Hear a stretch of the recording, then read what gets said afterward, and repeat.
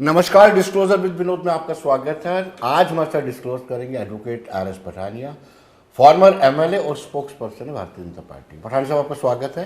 जी धन्यवाद। और हरीश साल्वे समेत 600 से ज़्यादा वकीलों ने चीफ जस्टिस ऑफ इंडिया को लिखा है कि कुछ ऐसे तत्व हैं जो कहीं ना कहीं इन्फ्लुएंस करना चाहते हैं, दबाव बनाना चाहते हैं, प्रेशर टैक्टिक्स से खेल रहे हैं।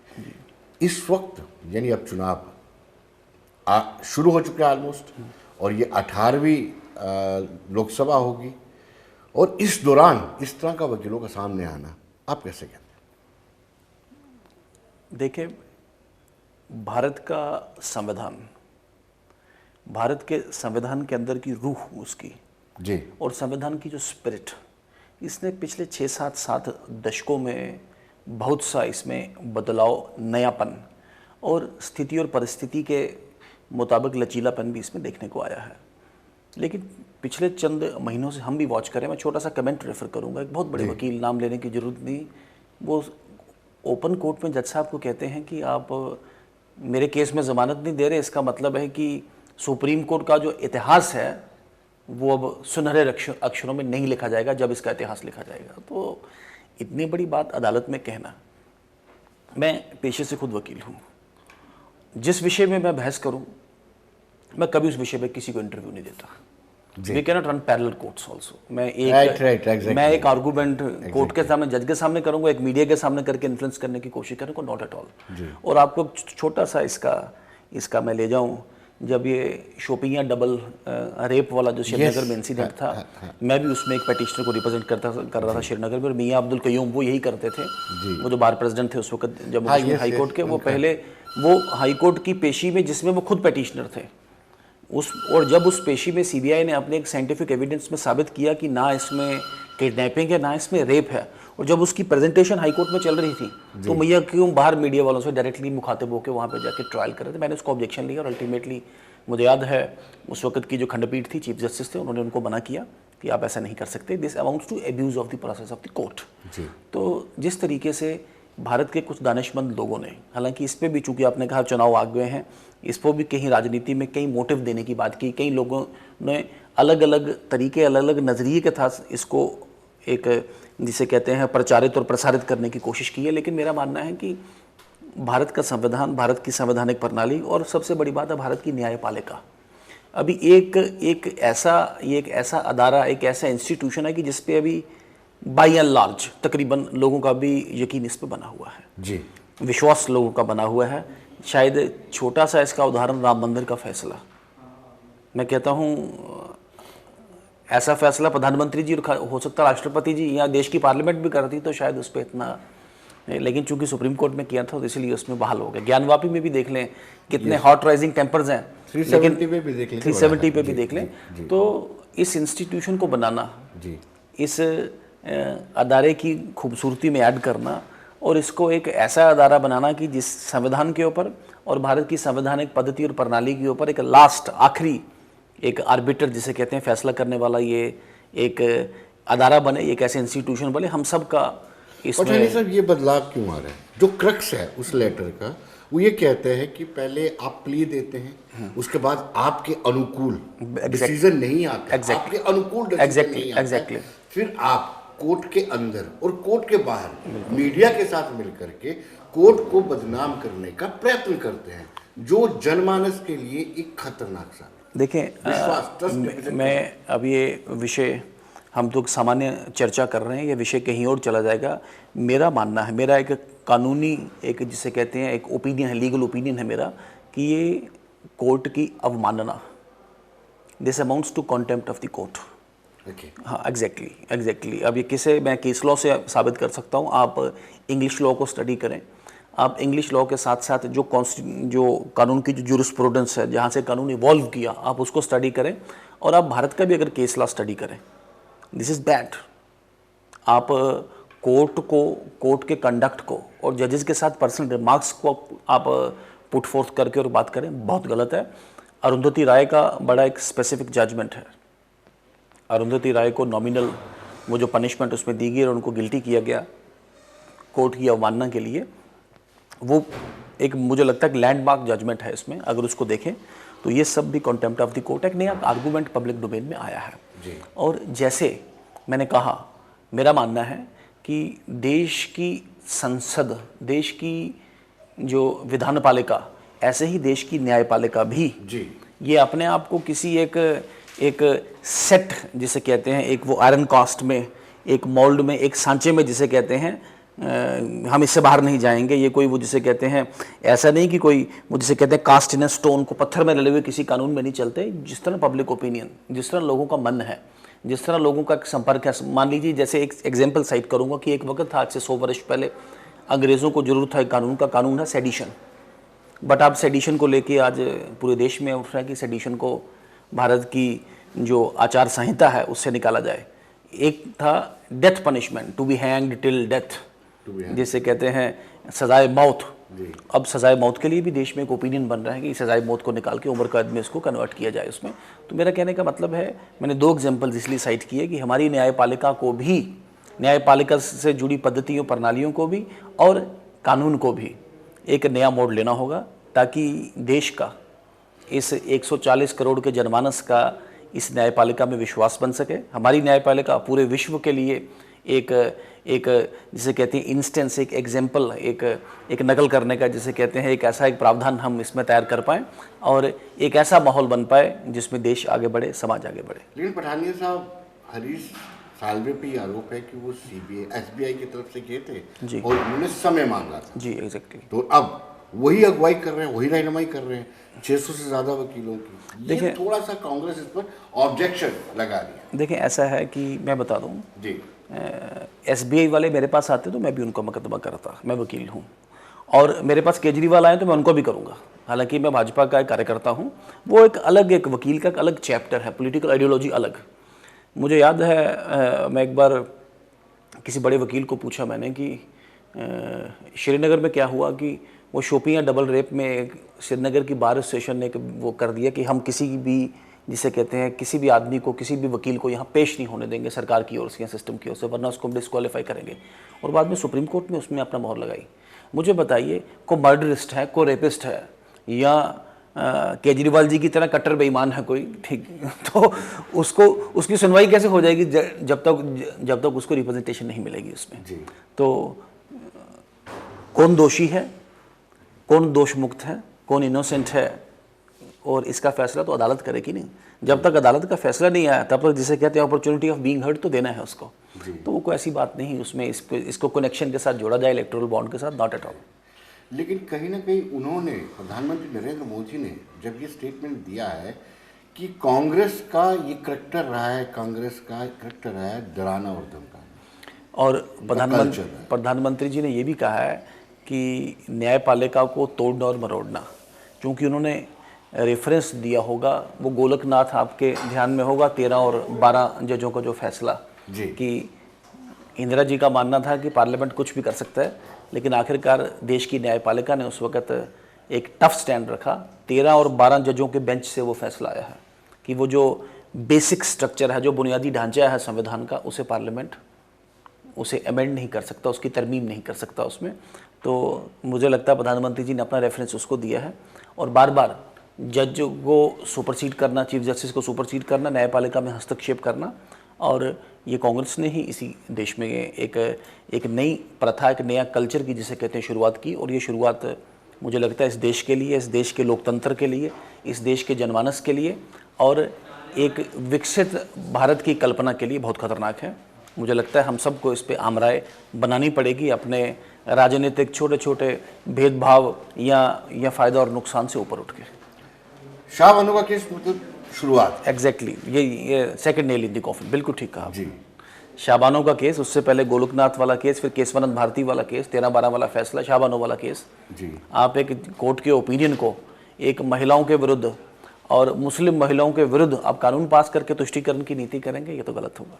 मल्लिकार्जुन खड़गे ने भी स्टेटमेंट दिया है। एग्जैक्टली। उन्होंने कहा है कि जितने भी एजेंसीज हैं उनको निजी प्रॉपर्टी प्रधानमंत्री ने समझ रखा, पर्सनल प्रॉपर्टी। देखिए, मल्लिकार्जुन खड़गे किस संदर्भ में, किस विषय में ये आरोप लगाते हैं, ये आप उनसे पूछें तो वो बेहतर रहेगा। लेकिन हमारा मानना है ईडी, सीबीआई और और भी जितनी जांच एजेंसीज हैं, 90% इनके पास जो केस हैं उनमें एफआईआर, जिसे कहते हैं application registration, Bharatiya Janata party के सरकार में आने से पहले का हुआ है। हाँ, अगर भारतीय जनता पार्टी के कार्यकाल में अगर उन पे एक्शन हो रहा है तो इसका मतलब भारतीय जनता पार्टी का स्टैंड है जीरो टॉलरेंस टुवर्ड्स करप्शन। ऐसा नहीं कि भारतीय जनता पार्टी ने दरखास्त देके 90% की केस का पहले का लगा हुआ है। और तीसरा जो एक बड़ा आरोप प्रत्यारोप केजरीवाल जी को देख के लग रहा है, भाई अभी एट प्रेजेंट आपको भी बता दूं, मौजूदा स्थिति परिस्थिति में मॉडल कोड ऑफ कंडक्ट लगा हुआ है और इस मॉडल कोड ऑफ कंडक्ट में जो एडमिनिस्ट्रेटिव कंट्रोल है ईडी या सीबीआई का, वो इलेक्शन कमीशन ऑफ इंडिया के पास है, चुनाव आयोग के पास है। और कम से कम ईडी और सीबीआई के राजनीतिकरण का आरोप लगाना तर्कसंगत भी नहीं है और कानून संगत भी नहीं है, और बल्कि मॉडल कोड ऑफ कंडक्ट की भावना और उसकी भाषा और परिभाषा से भी संगत नहीं है जी। तो ये ऐसा एक आर्गूमेंट जो पिछले 3-4 दिन में और तो और देश की न्यायालयों में भी आर्गूमेंट देखने को मिल रहा है। जनाब, पॉलिटिकल विक्टिमाइजेशन हो रहा है। और कल सुना केजरीवाल जी ने भी खुद जज के सामने कहा कि मेरा और आम आदमी पार्टी के विरुद्ध ये बहुत बड़ी साजिश की जा रही है उसमें, और फिर उनके उस इंटरसेप्ट को, उनके उस वक्तव्य को जिस तरीके से प्रेस और प्रिंट मीडिया ने उसको हवा देने की कोशिश की है, तो मुझे लगता नहीं ये ठीक बात है। दूसरे मुल्कों का इंटरवेन करना जी केजरीवाल के इशू में, उसको आप किस तरीके से देखते हैं? इसका बड़ा सीरियस इशू है। इसका मतलब है सशक्त भारत, सुदृढ़ भारत, आत्मनिर्भर भारत से परेशानी कुछ विदेशी ताकतों को भी है और केजरीवाल जी को भी है। इनका आपस में कोई ना कोई ताना बाना ज़रूर जुड़ा है। मैंने पहले भी एक टीवी चैनल पे कहा था कि उन्होंने कहा चाइना चाइना चाइना चाइना परेशान कर रहा है। मैंने कहा ऐसा ना हो कि चाइना हमला कर दे भारत पे चुनाव से पहले। कहते आप क्या कह रहे हैं? मैंने कहा बिल्कुल, चाइना कभी नहीं टॉलरेट करेगा कि एक मजबूत, सशक्त, सुदृढ़, आत्मनिर्भर भारत और जो वर्ल्ड का नंबर 3 बनने जा रहा है वो उनके पड़ोस में आके जिसे कहते हैं देश खड़ा हो जाए। तो कहीं ना कहीं द्वेष की भावना से किया गया। भारत ने अपना सख्त एहतजाज और एतराज़ इसमें जताया है।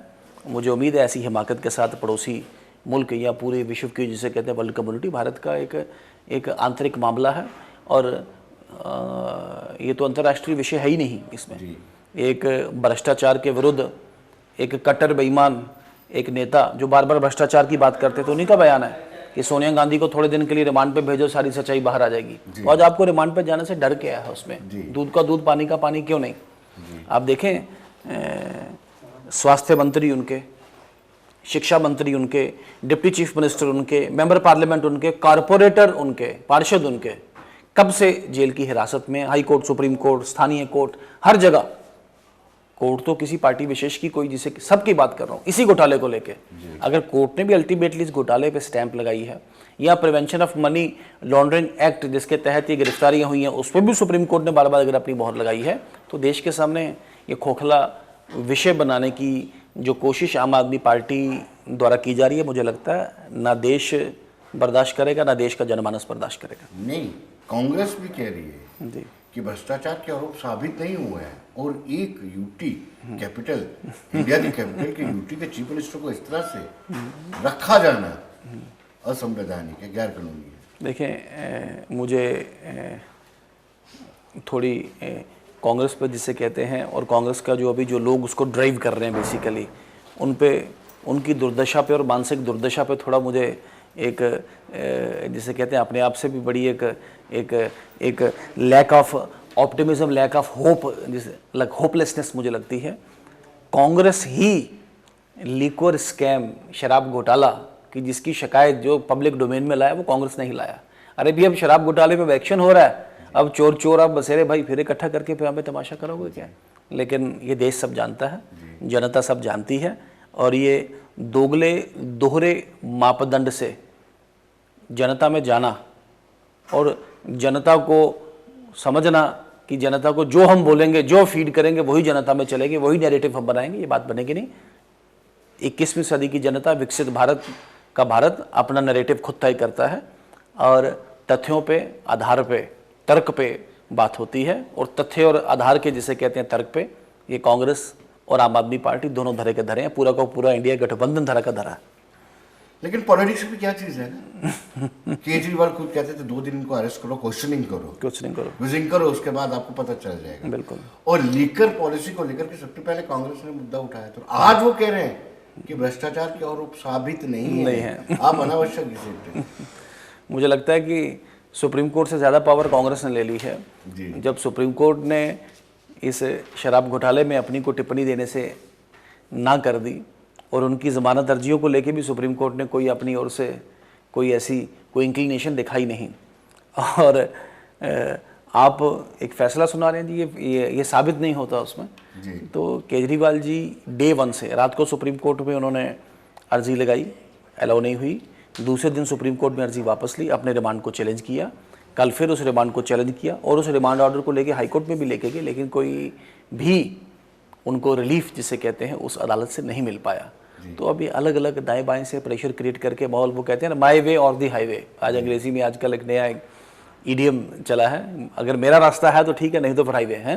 तो ये माई वे हाईवे वाला एक ये ऐसी एक प्रवृत्ति जिसे कहते हैं भारत के राजनीतिक इतिहास में चलेगी नहीं। विपक्ष इलेक्टोरल बॉन्ड्स को लेकर के भाजपा की काफी खिल्ली उड़ा रहे हैं, खिंचाई कर रहे हैं। बिल्कुल। और कह रहा है कि सुप्रीम कोर्ट ने इसको असंवैधानिक करार दिया, और बड़ी बात ये कह रहा है कि ईडी के इस्तेमाल के बाद जबरन ये बॉन्ड्स लिए गए हैं दबाव पर।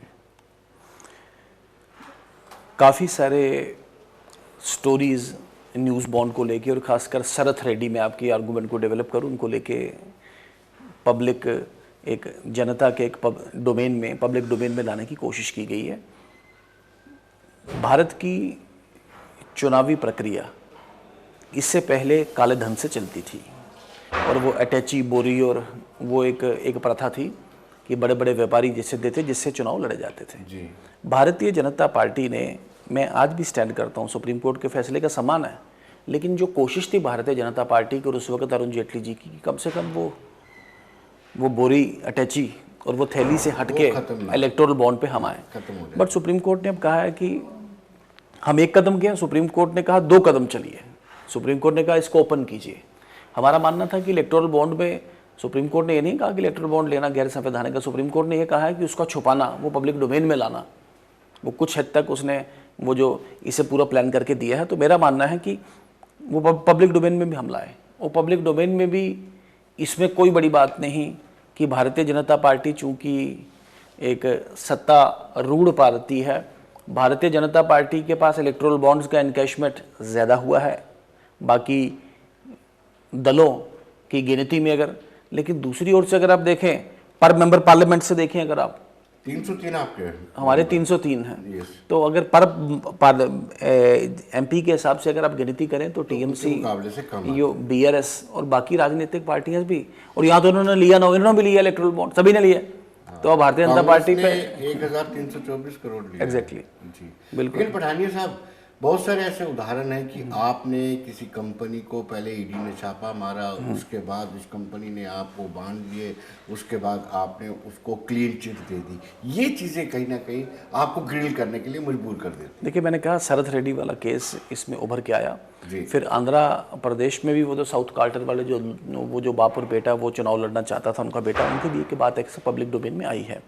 लेकिन सिवाय एक खोखले आरोपों के कोई भी ऐसी कड़ी जो प्रत्यक्ष रूप से उन इलेक्टोरल बॉन्ड्स को और इसके साथ सीबीआई या ईडी की कार्रवाई के साथ कनेक्ट कर पाए, तो मुझे लगता है हाई कोर्ट सुप्रीम कोर्ट में ये लोग जा रहे हैं।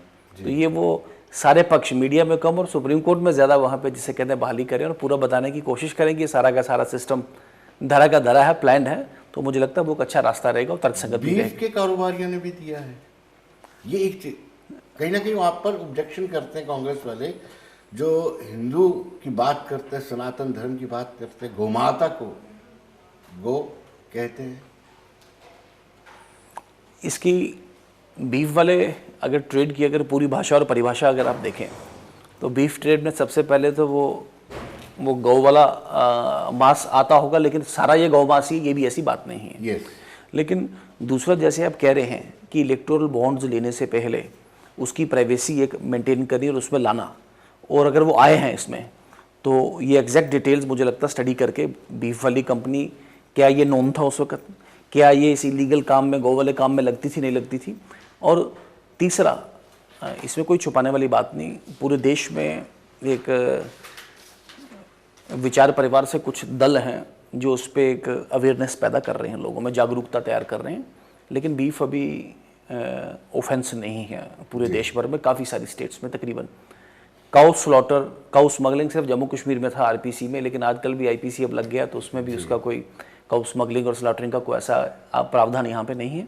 तो मुझे लगता है देश को, समाज को ऊपर उठना पड़ेगा, गौ माता की सेवा, मानवता की सेवा, सनातन को आगे बढ़ने की सेवा और लोगों को खुशहाली आगे ले जाने का एक नया ये रास्ता है। तो मुझे लगता है ना सिर्फ भारत को बल्कि पूरी दुनिया सा पठानिया सब आप पर इल्जाम लगता है, हर एक सियासी जमात लगाती है कि भ्रष्टाचार और भ्रष्टाचारियों को लेकर के आपका डबल स्टैंडर्ड है। 2 दिन पहले आप कहते हैं कि ये महाभ्रष्टाचार है, वो आपकी पार्टी में शामिल हो जाता है। आदर्श घोटाले की बात करें, अशोक चौहान की बात करें, पवार की बात करें, जी बहुत सारे ऐसे केस, अजीत पवार जी, हाँ, दोनों आपकी बात ठीक है। एक तो आदर्श घोटाला और अजीत पवार जी का इरिगेशन का जो घोटाला, जी, दोनों केस उक्त एजेंसीज ने अभी बंद किए नहीं हैं, और दोनों केस उक्त या तो क्लोज हो गए हो, क्लीन चिट हुई हो, ऐसी कोई स्थिति परिस्थिति है नहीं। वहाँ की स्थानीय इकाई है और वहाँ की स्थानीय एक राजनीतिक एक जिसे कहते हैं समीकरण है।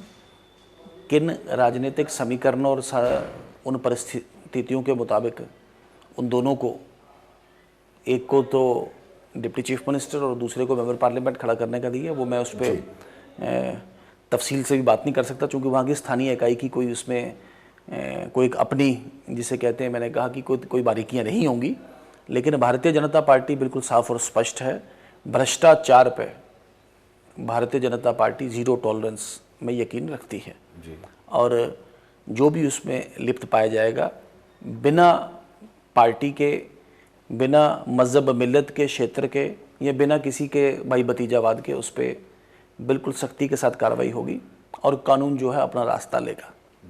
ये को धारणा बनाने की कोशिश की जाए या इस धारणा से कोई अपने मन में एक और धारणा बना ले कि भारतीय जनता पार्टी में जाने से मेरे पाप धुल जाएंगे, ऐसी बात होगी नहीं। पठानी साहब, कुछ रोज पहले काउंसिल ऑफ मिनिस्टर्स की मीटिंग ली थी प्रधानमंत्री ने जी, और अगले 100 दिन का प्रोग्राम भी बनाने की बात की थी। बिल्कुल, यानी ओवर कॉन्फिडेंट हैं बीजेपी के लोग कि अगली बार भी उनकी सरकार आएगी। लेकिन कहीं ना कहीं डॉक्टर राम मनोहर लोहिया का जो बयान है, स्टेटमेंट है, उनका कहना है कि लोक राज में लोक लाज बड़ा जरूरी है। ठीक है, यानी अपने मुंह को, जुबान को नियंत्रण करना बड़ा जरूरी है। ठीक है, चाहे वो कांग्रेस हो, बीजेपी हो, उनके नेता बिलो बेल्ट इस तरह की स्टेटमेंट देते हैं जो कहीं ना कहीं मर्यादा के अगेंस्ट है। आपने बिल्कुल ठीक कहा विनोद जी। इस विषय पे मैं कोई आपके साथ कोई विषय नहीं ज्वाइन कर सकता। आपने विषय ही ऐसा पूछा। हर राजनीतिक पार्टी को और हर राजनीतिक नेता को इस देश की, गंगा जमुना की जो तहजीब है, इस देश का जो इतिहास है, इस देश का जो एक परंपरा है इसकी, तो उसके मुताबिक संयम तो रखना पड़ेगा। और भारतीय जनता पार्टी, मेरा नाम लेना अच्छा नहीं लगेगा, थोड़े जो लोग थोड़ी लाइन क्रॉस कर रहे थे, मुझे लगता है टिकट डिस्ट्रीब्यूशन में थोड़ा सा अंकुश उन पे लगा है।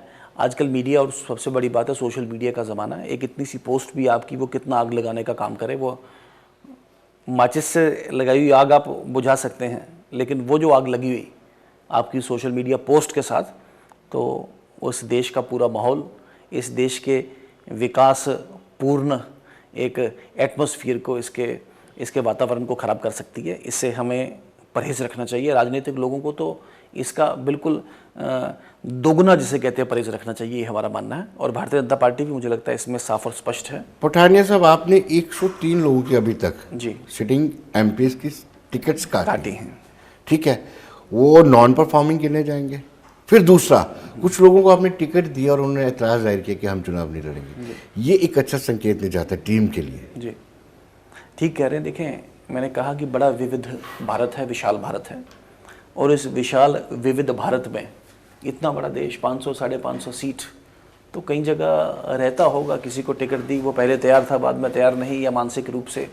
2 जगह तो ऐसा कि को विरोध ज़्यादा आया तो फिर उन्होंने खुद ही शायद अपना, और पवन सिंह जी ने पहले कहा नहीं लड़ूंगा, फिर उन्होंने कहा नहीं मैं लड़ूंगा। तो मुझे लगता नहीं कोई ज़्यादा बड़ी बात है कोई।